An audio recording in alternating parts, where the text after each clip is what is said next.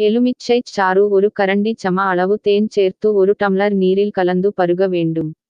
இதில் உள்ள vitamin C இரத்தத்தை சுத்திகரிப்பதுடன் கொழுப்பை குறைத்து உடலின் எடையையும் குறைக்கிறது.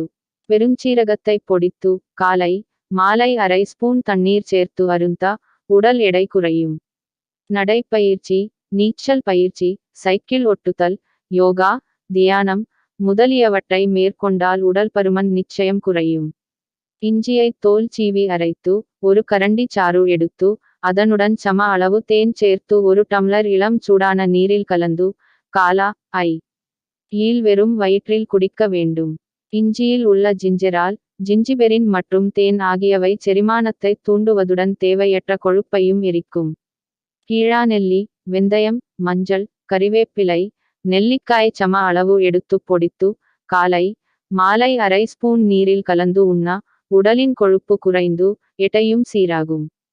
சிறுகுறிஞ்சான், நெருஞ்சில், மூக்கிரட்டை, சீரகம், திப்பிலி, மிளகு ஓரட்டை எடுத்து பொடித்து காலை மாலை அரை ஸ்பூன் தேனில் உண்ண உடல் எடை குறையும்.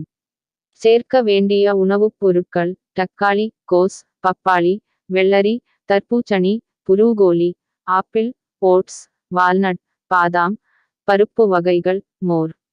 நீக்க வேண்டிய உணவுப் பொருட்கள் இனிப்புகள், வெள்ளை ரொட்டி, பட்டை தீட்டப்பட்ட தானியங்கள், துரித வகை உணவுகள், எண்ணெய் மற்றும் கொழுப்பு மிகுந்த உணவு வகைகள்.